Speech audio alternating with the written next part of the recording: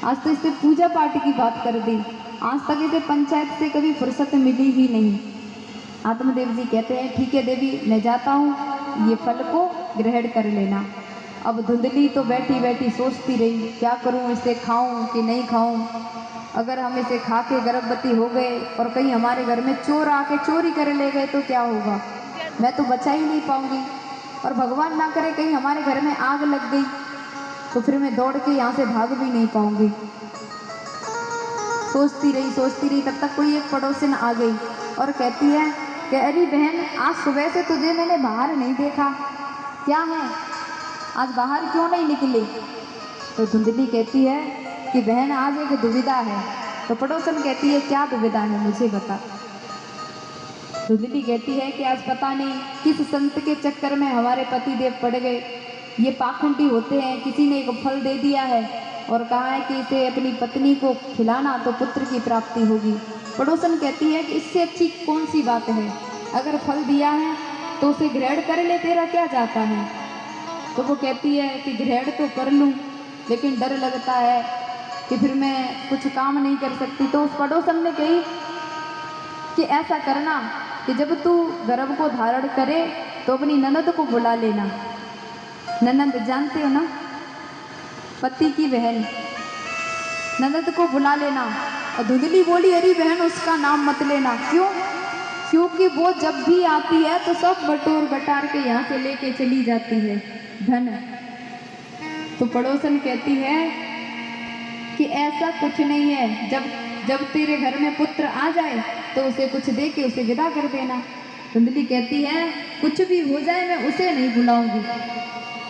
तो पड़ोसन ने कहा तू कुआं में गिर, मैं तो चली अपने घर, खा या ना खा। और उसी टाइम पे धुंधली की बहन का आना हुआ। बहन आई तो धुंधली ने कहा कि ओ बहन, तू बड़े समय पे आ गई है, अच्छे समय पे आ गई है। बहन ने कहा क्यों, क्योंकि आज एक संकट आया है मेरे ऊपर। धुंधली की बहन ने कहा क्या संकट है। कि तुम्हारे जीजा जी पता नहीं कहाँ से एक फल लेके आए हैं और मुझसे कह के गए इसे खा लेना, पुत्र की प्राप्ति होगी। और बहन थोड़ी लालची थी, लालची जानते हो ना, लेने देने वाली। तो उसने कहा पागलों जैसी बात मत किया कर, ये संत बंत कुछ सच्चे नहीं होते, ये तो ऐसे ही फालतू में बेवकूफ़ बनाते हैं और चले जाते हैं। तो धुंधली ने कहा हाँ ये हुई बात, ये मेरे मन की बात कही है तूने, ये सब धोखा होता है, कुछ नहीं होता। तो उस बहन ने कहा कि ऐसा करते हैं, मैं 1 महीने के गर्भ से हूँ, जब तेरे पति शाम को आए उनसे कहना कि स्वामी मैंने फल खा लिया है लेकिन मैं पुत्र अपनी बहन के घर पे पैदा करूँगी। तो धुंधली ने कहा हाँ ये ठीक है कि मैं तुझे अपना पुत्र दे दूँगी, उसके बदले में तू मुझे बहुत सा धन दे देना। धुंधली ने कहा ठीक है। आत्मदेव जी आए तो धुंधली ने गर्भवती होने का नाटक शुरू कर दिया। जैसे जैसे महीना बढ़ते जा रहे वैसे वैसे आत्मदेव जी खुशी से प्रसन्न होके खुशी में घूमते रहते। समय आया तो उसकी बहन को पुत्र हुआ और धुंधली को वो दे दिया। और धुंधली ने झूठ बोल दिया कि जो फल था वो मैंने खा लिया और वो गाय को खिला दिया था। तो उसकी बहन का जो पुत्र था वो धुंधली को दे गई, उसके बदले में बहुत सा धन लेके चली गई। ऐसी बहनें होती हैं, ऐसी बहनों से बच के रहना। अगर 2 बहनें हैं, एक थोड़े कमज़ोर परिवार में पहुंच गई और एक थोड़े सुखी परिवार में पहुंच गई, तो ज़रूरी नहीं कि सारी बहनें अच्छी होती हैं। कुछ बहनें ईर्ष्या और जलन भी रखती हैं अंदर, समझ में नहीं आ पाता। इसलिए ठाकुर जी के भरोसे ही अपना जीवन चलाना चाहिए, किसी से सलाह नहीं लेनी चाहिए। या तो किसी संत की सलाह लो या तो बिहारी जी पर भरोसा रख के काम करो, और किसी की कोई ज़रूरत नहीं होनी चाहिए इंसान को। आत्मदेव जी खुशी के मारे फूले नहीं समाते कि मेरे घर में पुत्र हो गया। और उसके 3 महीने बाद गाय को भी एक दिव्य पुत्र की प्राप्ति हुई, जो फल खिलाया था गाय को। उस गाय के पुत्र का संपूर्ण शरीर मानव के जैसा है, केवल कान उसके गाय जैसे हैं। इसलिए उस गाय के पुत्र का नाम रख दिया गोकर्ण महाराज। और धुंधली के पुत्र का नाम आत्मदेव जी ने रखा था परमात्मदेव, लेकिन धुंधली कहती है 9 महीने गर्भ में मैंने रखा और नाम अपने नाम से मिलता जुलता रख लिया है, नहीं हम नहीं रखने देंगे। तो आत्मदेव जी ने कहा देवी तुम अपने नाम से मिलता जुलता रख लो, तो उसने रख लिया धुंधली के पुत्र का नाम धुंधकारी। अब धीरे धीरे दोनों पुत्र बड़े होने लगे। धुंधकारी जो था वो बड़ा ही उद्दंडी होने लगा, माता पिता की नहीं सुनता, अपने मन की करता, कोई भी पूजा पाठ में ध्यान नहीं रखता। और गोकर्ण महाराज उतने ही अपने माता पिता के पास रहते, वो आत्मदेव जी से भी पिताजी कहते थे, पूजा पाठ करते, आत्मदेव जी के साथ हवन कराने जाते, पूजा कराने जाते। धीरे धीरे समय बीतता गया, आत्मदेव जी परेशान हो गए धुंधकारी से। वो मम्मी पापा अपने माता पिता से धन मांगता बहुत सारा कि मुझे धन दो, मैं जाके जुआ खेलूंगा, मदिरा पान करूंगा। आत्मदेव जी और धुंधली दोनों ही उससे परेशान हो गए। संत ने कहा था वो बात याद आने लगी। आत्मदेव जी संत की बात को याद करके बहुत रोने लगे कि उन्होंने कहा था कि पुत्र जरूरी नहीं है, भगवान को पुत्र मान लो, लेकिन मैंने ही जिद की थी। आत्मदेव जी को गोकर्ण महाराज ने सलाह दी कि पिताजी अब आपका यहाँ कोई काम नहीं, अगर अपना सम्मान चाहते हो तो यहाँ से चले जाइए, जंगल में जाके भजन करो। कहते हैं ना जब संतान जब दुष्ट हो जाए ना तो उनसे मोह खत्म कर देना चाहिए, अपना जीवन अपने भरोसे ठाकुर जी के भरोसे ही चलाना चाहिए। धुंधकारी इतना दुष्ट था कि अपने माता पिता को पीट पीट के धन मांगता था कि मुझे धन चाहिए, और उसने सारा धन खत्म कर दिया था। इसलिए गोकर्ण महाराज ने आत्मदेव जी को ठाकुर जी के चरणों का ज्ञान दिया और वहाँ पे गोकर्ण महाराज अपने पिताजी के गुरु बन गए। कहते हैं ना कि गुरु का होना जीवन में बहुत जरूरी होता है, और ये जरूरी नहीं कि गुरु कोई संत ही हो या कोई बहुत बड़ा जिसके आगे पीछे 100-100 200 गाड़ियाँ घूम रही हों वही गुरु हो। जिससे हमें इतनी सी भी शिक्षा मिल जाए हम उसे ही गुरु कहेंगे, चाहे भले ही वो हमारा पुत्र हो, हमारी बेटी हो या हमारी पत्नी हो। जिससे हमें शिक्षा मिलती है हम उसे गुरु मान सकते हैं। जो सुखदेव जी महाराज है ना, कितने लोग जानते हैं उनके गुरु कौन है? कुछ लोग कहते हैं कि स्त्री को गुरु नहीं बनाना चाहिए। ये कौन कौन मानता है कि स्त्री को गुरु नहीं बनाना चाहिए?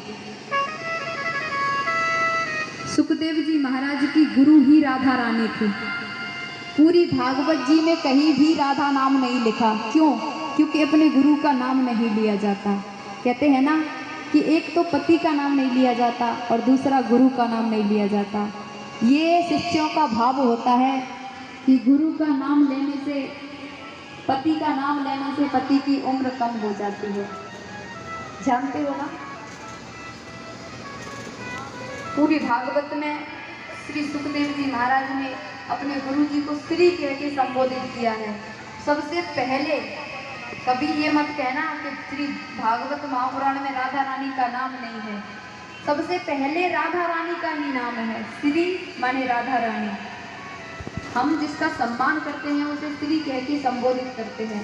तो उन्होंने पहले ही लिख दिया श्रीमद् भागवत महापुराण। तो आत्मदेव जी ने अपने पुत्र को ही गुरु बना लिया और वहां से वन में भजन करने के लिए निकल पड़े। अब बची धुंधली, और धुंधली को भी रोजाना शाम को पीटता। अब खुद का ही बेटा पीटे आके तो कितना बुरा लगता है। जीने का मन करता है क्या? नहीं करता। लेकिन जो ऐसे बालक होते हैं ना, बेटा होते हैं ना, उनका मैं धिक्कार करती हूँ कि 9 महीने जो माँ गर्भ में धारण करती है उसे ही तुम गालियाँ सुनाने लगते हो। और कभी कभी तो कोई बेटा, मैंने ये भी कहते हुए देखे हैं अपने माता पिता से कि तुमने मेरे लिए किया ही क्या है। मैं उनसे ये पूछना चाहती हूँ कि तुम्हारे लिए क्या करते हो? इस संसार में लाने वाले ही वो हैं। अगर वो नहीं लाते तो ये करने धरने की बात तुम कहाँ से कर लेते? वो बेटा जीने के लायक नहीं इस धरती पे, जो अपनी माँ से और पिता से ऊंची आवाज में बात करते हैं। उनको कोई हक नहीं है इस सृष्टि में रहने का, वो एकदम दानव के जैसे होते हैं। माता पिता को पूछो कितने मंदिरों में जाके तुम्हारे लिए मन्नत मांगते हैं कि हे भगवान मुझे एक पुत्र दे दो, एक पुत्र दे दो। और 9 महीने गर्भ में धारण करती है एक माँ, उसे कितनी पीड़ा होती है तुम जानते हो। और उसे एक दिन ये कह देते हो कि तुमने मेरे लिए किया ही क्या है। उसे तो तुम एक पड़ोसी से भी ऐसा कोई नहीं कह सकता जैसा तुम अपने माँ बाप से कह देते हो। लेकिन तुम ये सोचते हो कि ये सब बातें तुम्हारी वो बर्दाश्त क्यों करते हैं, क्योंकि गलती उन्हीं की होती है कि मंदिरों में ये औलाद के लिए रोते रहते हैं कि मुझे एक पुत्र दे दो, एक पुत्र दे दो। अगर किसी का पुत्र नहीं है तो भटकने की जरूरत नहीं है। पुत्र है तो बड़ी खुशी की बात है, सौभाग्य की बात है। लेकिन जिसके पुत्र नहीं है वो परम सौभाग्यशाली है। मैं तो कहूँ अपना जीवन जियो भगवान के भरोसे और इस सृष्टि से चले जाओ राधे राधे करते हुए। किसी की जरूरत नहीं है, किसी की भी जरूरत नहीं होती। अब तुम्हारे यहाँ से चले जाने के बाद तुमको पता है कि तुम्हारा बेटा क्या करता है, क्या भरता है, तुम्हारा नाम चल रहा है कि नहीं चल रहा, किसी को कुछ पता होता है? नहीं होता ना। आज से जो हमारा ये जीवन है इसका मुझे पता है कि मैं वृंदावन से आई हूँ और यहाँ आपको टूटी फूटी गाड़ी से भागवत कथा का रसपान करा रही हूँ। लेकिन इससे पहले मेरा जन्म क्या था ये मुझे नहीं पता। वहाँ मेरा नाम चल रहा है कि नहीं चल रहा ये भी नहीं पता। मेरा कोई पुत्र था या नहीं था ये भी नहीं पता। घर मेरा बड़ा था या छोटा था ये भी नहीं पता। तो फिर हम उस जीवन में जो करके आए होंगे वो बेकार है ना। नाम और धन जो मांगते हैं वो तो सच में इंसान होते ही नहीं, क्योंकि इस धरती पे आने के बाद और अपना ही नाम मांगो तो क्या फायदा। धुंधली से एक दिन धुंधकारी ने कहा कि लाओ मुझे धन दो। तो धुंधली ने कहा बेटा धन तो है नहीं, जो कुछ भी था तू ले जा चुका है, अब तो मेरे पास कुछ भी नहीं बचा। तो धुंधकारी कहता है धन लाती हो या फिर मैं तुम्हें बताऊं। तो धुंधली कहती है बेटा मैं तेरे हाथ जोड़ती हूँ, मेरे पास कुछ भी नहीं है, अब जो कुछ था वो मैं दे चुकी तुझे। तो धुंधकारी ने अपनी माँ के माथे में लात मारी और धुंधली वहीं पे गिर गई और जो कुछ भी था घर में सब कुछ लेके चला गया। और धुंधली ने ये सब बर्दाश्त नहीं कर पाई तो अपनी कुएं में कूद करके जान दे दी। अब गोकर्ण महाराज वहां से चले गए थे तीर्थ यात्रा करने। जब कुछ दिनों बाद गोकर्ण महाराज वहां वापस आए अपने घर में तो उनको कुछ नहीं मिला। कहते हैं ना कि जिसका मन भगवान में लगा होता है ना उसका भाई जाए, पिता जाए, माता जाए, उन पर कोई असर नहीं पड़ता। ये आना जाना तो सृष्टि का नियम है, एक जाता है एक आता है। गोकर्ण महाराज को वहां कुछ नहीं मिला, ना तो भाई मिला और ना माँ मिली। आराम से विश्राम कर रहे थे रात्रि में। तो रात्रि में विश्राम करते समय उनको अजीब अजीब सी आवाज सुनाई देने लगी। तो गोकर्ण महाराज कहते हैं कि ऐसे ही कुछ होगा, वैसे ही आवाज आ रही होगी। तो कोई फर्क नहीं पड़ता उनके पास। थोड़ी देर बाद कई वो भैंसा बोलते हैं ना, जानते हो भैंसा किससे बोलते हैं? कहीं भैंसा बन के आ जाता, कहीं बकरा बन के आ जाता। तो गोकर्ण महाराज कहते हैं कि तुम कौन हो और ये सब क्यों कर रहे हो, क्या चाहते हो? तब धुंधकारी कहता है कि भैया मैं तुम्हारा छोटा भाई हूँ। बड़ा होने के बाद भी वो अपने आप को छोटा बताने लगा, क्योंकि जब जीव ये शरीर को धारण करे होता है ना तो अपने मद में और अहंकार में मैं का सहारा ले लेता है। लेकिन जब ये छोड़ने के बाद भटकता है ना इधर उधर तो उसे सारी गलतियों का एहसास हो जाता है कि काश वो शरीर जब मेरे पास था तब मैं अपना कल्याण कर पाता।